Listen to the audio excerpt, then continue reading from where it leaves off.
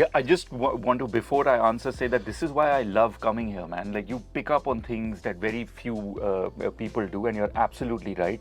It's like with music and rhythm. If the entire show is going on one rhythm where everyone's working, and then all of a sudden you break that beat with something slower, your attention shifts there. So it was a very conscious choice to say that this is someone who's comfortable in his space, who owns the space, both literally and otherwise. And Neeraj and KK, one of the first things I said is, where's Tahir? And then I thought to myself, I said, maybe it's a good thing. I'll get you solo later on. Maybe it is, yeah. And after the show. Yeah, and now you've watched You it, so know. we can chat about Yeah. it. Yeah, like a bunch of them, because I feel like it's like university. Like with every year you move on, you meet a new teacher. And the first would have to be Pradeep Sarkar, just because I know that he went out on a limb to fight to get me on board that film. All right, Special Ops Season 2 is streaming on Jio Hotstar and it's quite a winner. Absolutely trippy. It's got Neeraj Pandey's trademark style stamped all over it. Shivam, Nair and himself, obviously great collaborators, have been collaborating for a while now. I love the slickness of the action, the pace, and apart from the regular cast, which is all the agents, helmed by Himmat Singh, played by KK, and of course Abbas, which is the cop, played by Vinay Pathak. What I think is the big surprise package is the villain of the show. The anti-hero of the show, which is played by Tahir Raj Bhasin. Tahir plays Sudheer Awasthi, and over the course of the next half hour, we're going to find out more about Special Ops 2. Great to see you. How are you? Great to be here. Always good to be back, Hrishi. Thank you for having me. And to my credit, when the Special Ops interviews happened, and I met Vinay and Neeraj and KK, one of the first things I said is, where's Tahir? And then I thought to myself, I said, maybe it's a good thing. I'll get you solo later on. Maybe it is, yeah. And after the show. Yeah, and now you've watched it, so we can chat about it. Yeah. It's a very interesting character, simply because there is a line that says he is a collector. And normally you think of a collector as a collector of fine things, right? He collects watches or cars and cigars. Very seldom do you think of somebody collecting human lives. And I think that in itself is a very disturbing concept, but I think quite a winner when you come to describe a villain for a show. So was that one of the pitch lines that was given to you when he was narrating the role to you, Neeraj? Yes, it definitely was, and that's very well picked up, because when they were narrating it, the first scene of the series where the antagonist is introduced is him sitting and listening to classical music in his own auditorium. And that in itself has like an eerie but also cool appeal to it, and I thought that's a very unusual introduction for an antagonist.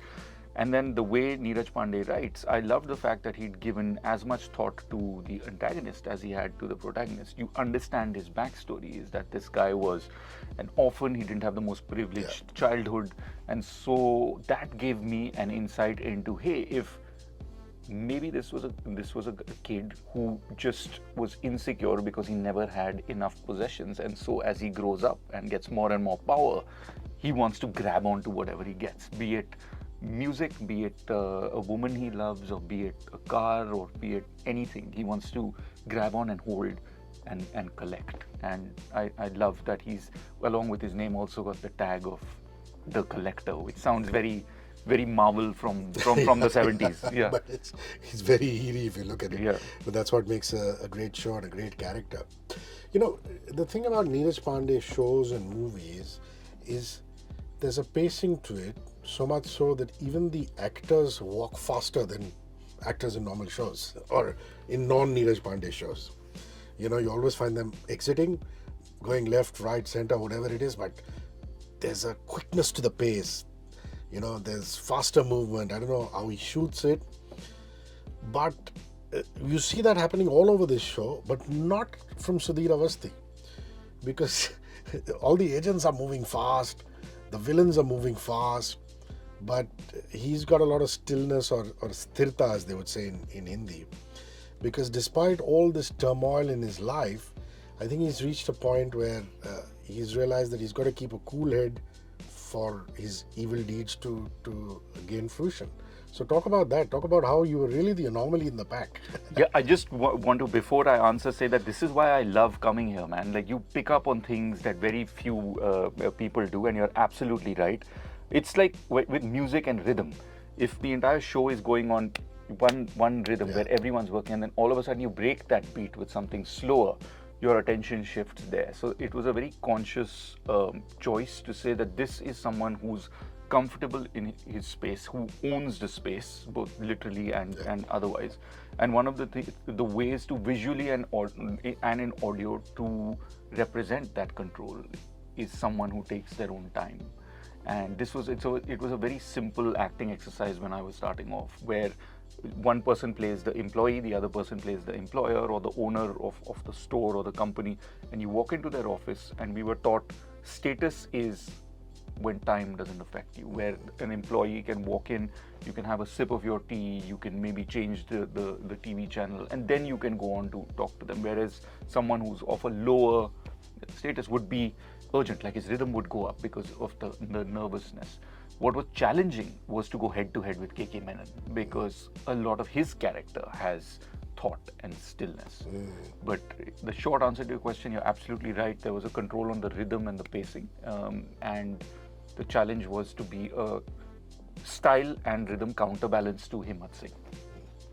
So how does this work? I mean, how the India episodes were shot by Shivam, the international ones were shot by Neeraj, or was there a 50-50? How do they work together as co-directors? They are always in sync because of like video calls now, but it's shot parallelly. So although we shoot only for 60 days, it's split between two units, and Shivam shoots in India, all of the India scenes, and KK Menon and Vinay Pathak give us a lot of grief for this when we complain about, the weather was 5 degrees and the flight from Tbilisi to Budapest is very and so they were like, yes, Malad East was also problematic for us.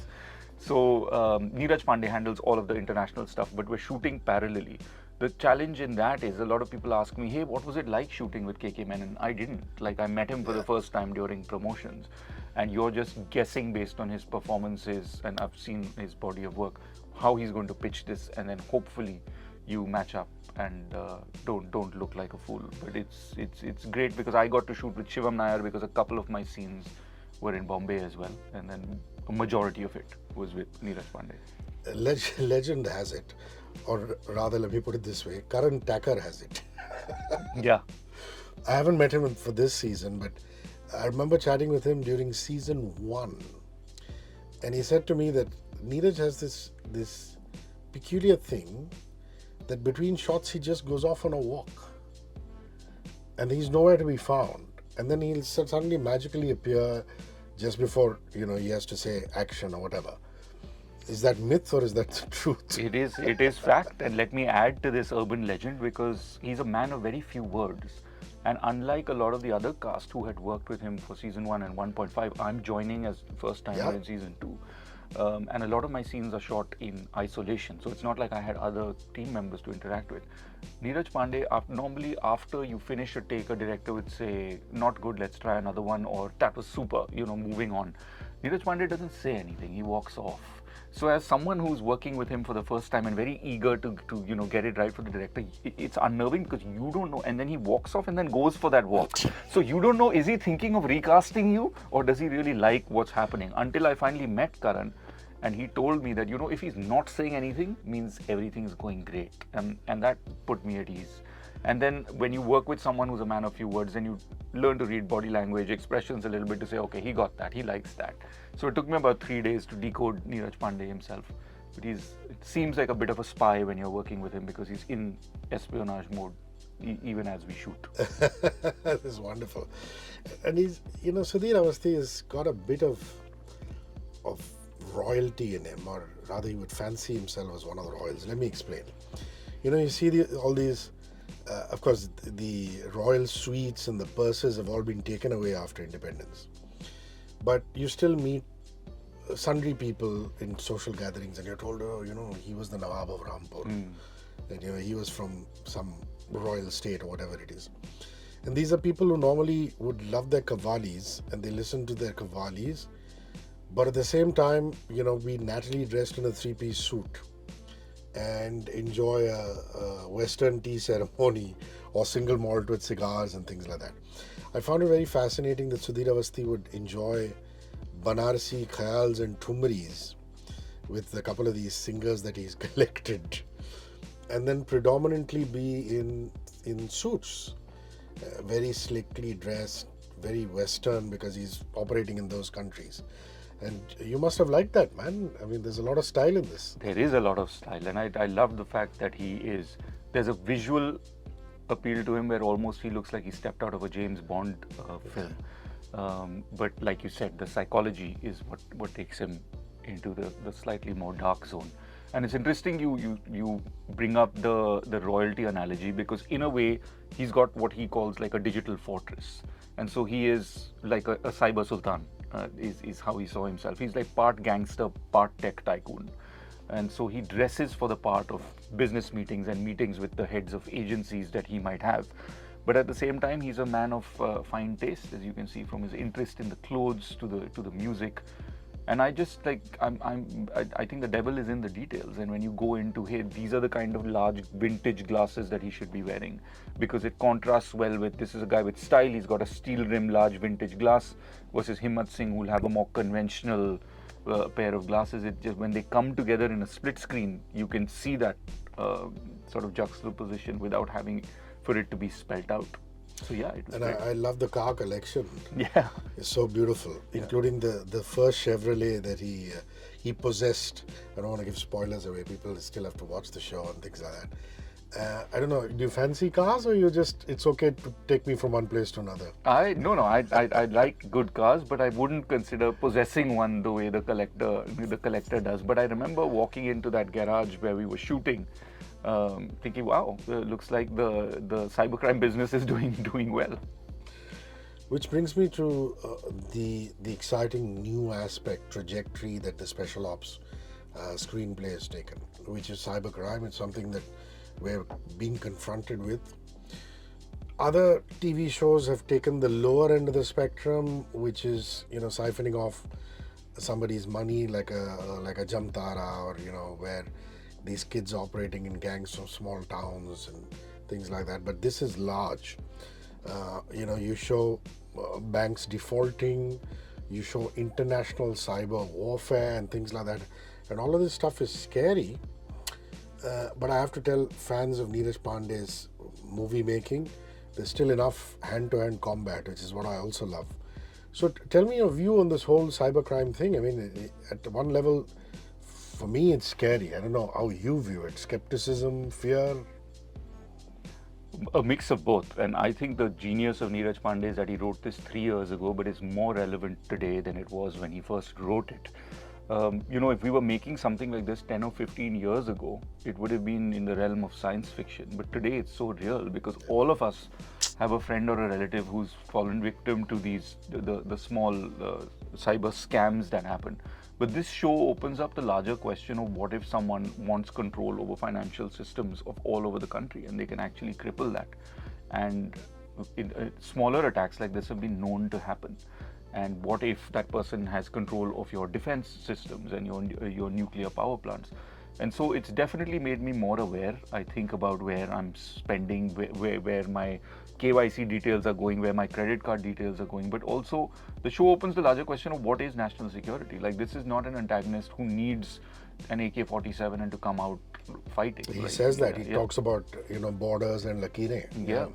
Which is another aspect of his that I really enjoyed, is that he's a man with a philosophy, and he keeps, all of his dialogue has this sort of rebellious, so he's a sort of like a rebel with a cause. Like that line where he meets a character from the show and he says, we're both in the business of cybersecurity, just on different sides. And when he meets Arif's character. Yeah. And so that to me was very interesting, that this guy also believes that he's working in cybersecurity. And there's a moment where he tells KK's character that you know how governments fool people by taking taxes from them. I just take a little bit of that tax and I run my business on the side. These are lines that have really resonated with the audience because I feel like, interestingly, sometimes you get an antagonist where he has, because of the way he's characterized and molded, the liberty to say things that possibly the protagonist can't. And because it's like that famous Al Pacino Scarface line that you need people like me to point a finger and say, there goes the bad guy. And that to me was interesting, is that there are moments in the show where he sometimes shows the mirror to the audience, done in a very tongue-in-cheek way. One thing that I love about modern day cinema and OTT in this country is the representation of investigating agencies as well as the police force. I mean, when I was growing up in the 90s, man, the cops always came when everything got over. Yeah, that's right. The sab khatam ho gaya, Yeah. police force aa rahi hai, Yeah, you would hear the siren in the end. Yeah, in the end. Yeah. And it was a misrepresentation of what the force was all about. And in the modern day era, even a Rohit Shetty, who shows the police force in a very glamorous manner, Yeah. more glamorous than what they are in real life. Yeah. Or a show like this, which shows special investigating officers and cops like Abbas in a very real, forthright manner. I think I'm doing a great service through art in the representation of these unsung heroes. I'd like your comment on that. You're again absolutely right, and I think that's where Neeraj Pandey comes in, because he blends style with realism as well. His shows and his films will always look stylish, and I remember that right from the time of A Wednesday. But there'll also be realism to it. The way he captures that nuance of like interpersonal office politics, like, you know, where someone's trying to snipe the other one, you know that there's an ego tussle going on. And that's how all real offices or any political space actually is. Not only that, I think what he does beautifully is the tendency not only of investigative forces, but the minute you get into the spy genre, is to over glamorize what being an agent is. But his agents can sometimes be flawed, which is great. Like sometimes they go out and they can't manage the mission.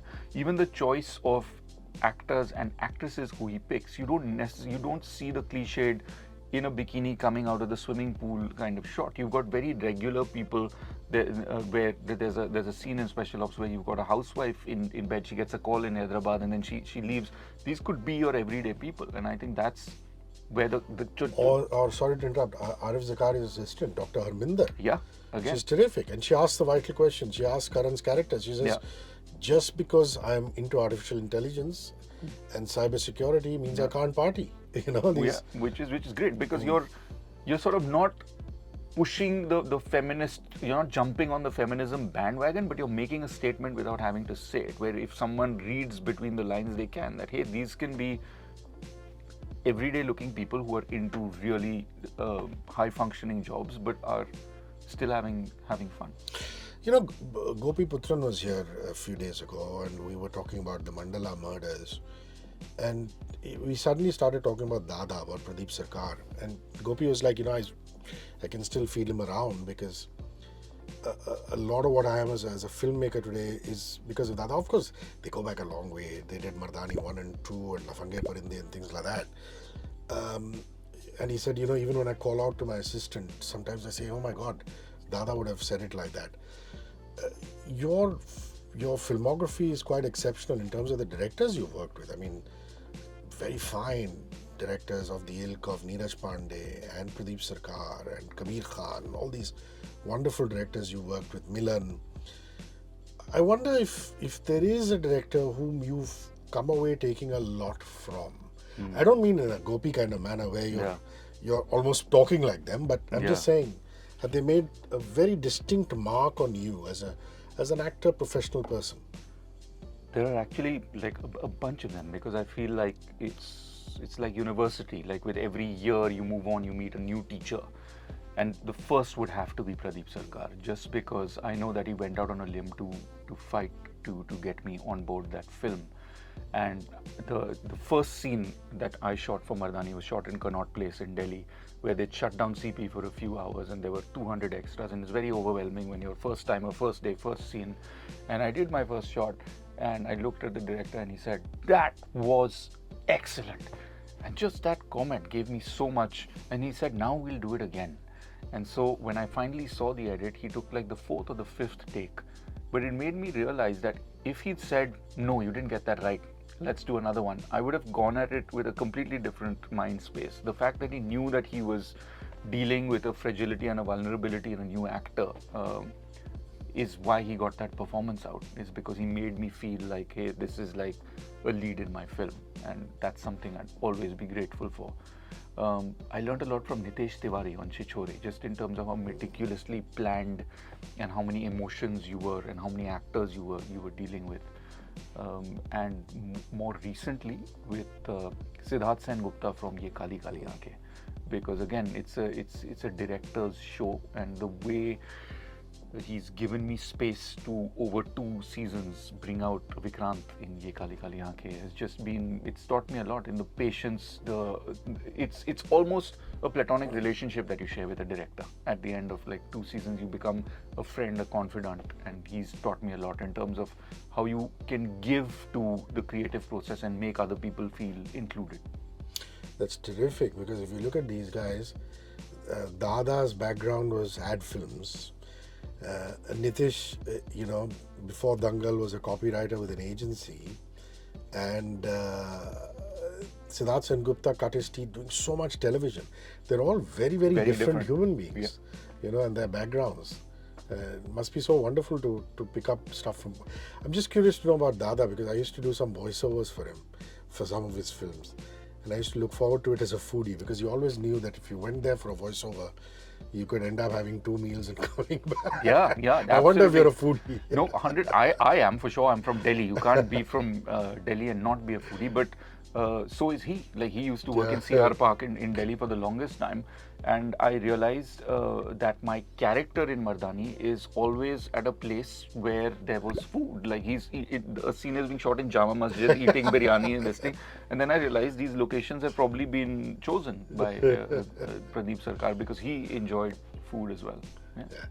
And of course now Neeraj Pandey, with his overall aesthetic, his sense of writing, of making, is just another level, isn't it? I mean, yeah. I again have always admired self-made first generation, and that's what he is. He came in with a Wednesday, and now all the way like 15-20 years later there's Friday Filmworks, which makes all these incredible shows and films. And I remember in college when I was watching a Wednesday or Special Chabbis, they were stylish, but there was a reality to them. Just that last scene where Nasruddin Shah and Anupam Kher cross paths, and they say, we're not going to reveal our names because names reveal identities in this country. That was such a big statement without having to scream it out loud. Or Special Chabbis, there's a scene where you have Manoj Bajpayee and Akshay Kumar in a scene together at a bar, and it really holds. Yeah. And I never thought I would see those two in a scene together and it work for me as an audience. So he's someone who was on my wish list of like top 5 who I would want to work with. And so when I got this call and he introduced what The Collector was about, it was just I could visualize the style with which he was planning to do it. So did you test for it, or he just said, listen, you are my collector? I mean, again, very privileged, but he said you're my collector. Yeah. So I mean, I'm sure you would have tested 100 times if he had asked you to. Yeah, of course. A filmmaker like that, you give him that kind of respect. Yeah. So he just came and said, this is the script, read it, and we're doing this. Yes, I went to his office. I met Shivam, Nair. He was on Recce at that point already in Tbilisi and Budapest, and he narrated what the character was about. And personally, I look for lead parts that are a little disruptive, because when you hear just a one line to say that, it's going to be an antagonist in an espionage show, there's a cliche of, hey, is it going to be a terrorist, or is it going to be boxed into what this spy villain is like? But I thought there were so many shades and layers to this guy. It would be interesting to play. I have so much respect for actors. I don't know whether we should call them leading actors, character actors, or whatever, but just people who have done their time in the business. Arif Zakaria is one such man. I mean, it's just wonderful. You look at his work in the theatre, you look at his work in television, now OTT and cinema. Such a fine, nuanced actor, and working with him. He's actually the co-star who I spent the maximum time with. and you can tell that experience in theater Pedigree, or yeah, because he will improvise on set. There's a meeting where I go out, my character and his meet for the first time, and I put my hand out, and during rehearsal, and he said, you know, I don't want to be here. I'm not going to put my hand out to shake hands with you. I was like, that's really interesting. I never thought of that. And so we improvised that, and then I reach for his hand and grab it in order to shake hands. A sort of forcible, if you don't shake hands with me, you know what I can do. And so it was, and these are little things, but they add up. And he did a lot of that in the scenes that we were in together. Tell me something you said when you were a kid in Delhi, watching Wednesday and Special Chabbis were some of the meaningful moments in your life. And you obviously then said it would be wonderful to work with a Neeraj Pandey. Do you have that kind of a moment with any other director? There are a bunch of them, but all of them I haven't for example, Bhansali, for example? Vishal Bhardwaj Yeah. would be. Rima Kakdi or Zoya Akhtar, like that space. I feel like all of these are people who make like style statements, but they also make Correct. stuff that resonates both commercially as well as like visually and And I art. love that, you know, whether it's the Blue Umbrella or whether it's Saat Khoon Maaf, a lot of it, Maqbool, is taken from traditional literature. It is, yeah. And then it is adapted. Yeah. So, are you a Maqbool person or are you a Kamine person?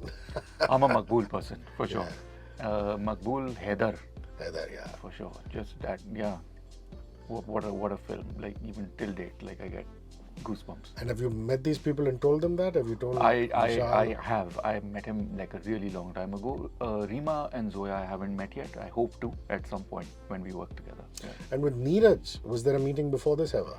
No, the first time. Wow. First time I met him. Yeah, I think the way a lot of the industry functions is people know of each other's work, and when the time is right, you sort of you get that. It just happens. It just happens. How patient are you? Because a lot of this business is built on patience and resilience, as opposed to getting impatient and saying, "Oh, I've got to, do more."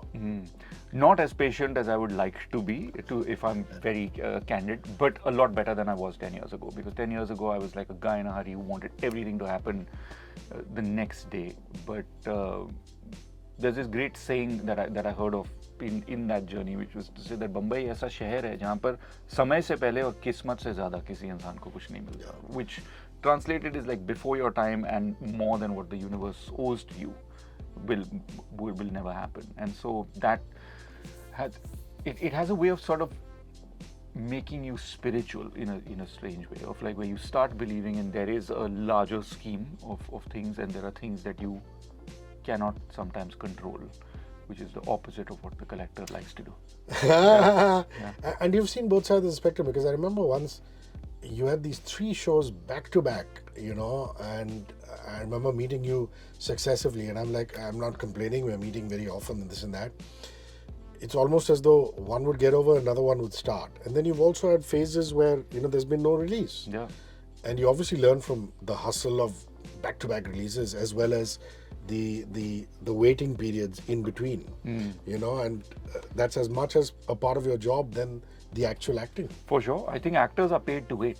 That's actually what it is, because you're either waiting to sign on to a project. When the project comes on board, then you're waiting in the vanity van for the shot, then you're waiting for the release, then you're waiting for audience. So waiting is a large part. And one of my favorite actor sayings is, an actor is not the 100 days of the year that he shoots, he's the 256 days that he doesn't. Wow. Of what he's doing with his headspace, with his time, and otherwise. And I think success teaches you less than what patience does. Like, Wow, that's amazing. Yeah. So listen, I think it's a post-pandemic effect. There's so many music concerts happening. Are you a concert person at all, or do crowds are not your thing? I don't know. If I'm honest, like when I was in college, I was a big concert person. But as you sort of tend to, I don't even want to use the word age, but experience teaches you that maybe crowds and lining up to use the toilet and get to the bar might not be your thing. I was unfortunately shooting at the time when Guns N' Roses was in town. I would have loved to. I went for that gig. It was did you? Yeah. Great nostalgia. Yeah. I felt a little bad for Axl because he couldn't take the high notes anymore. Yeah. But Slash was like, outstanding. My God. Yeah.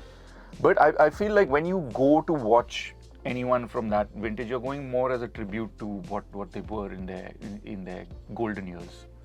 Yeah, and India's been getting a fair share of them, man. There was Yeah. Ed Sheeran and Maroon 5. Maroon 5, yeah. Lollapalooza Ed Sheeran, I and feel, all is this. very soon just going to move to Bandra. It's because, like yeah. it's like Bryan Adams and Enrique at one time. Yes, yeah, it has.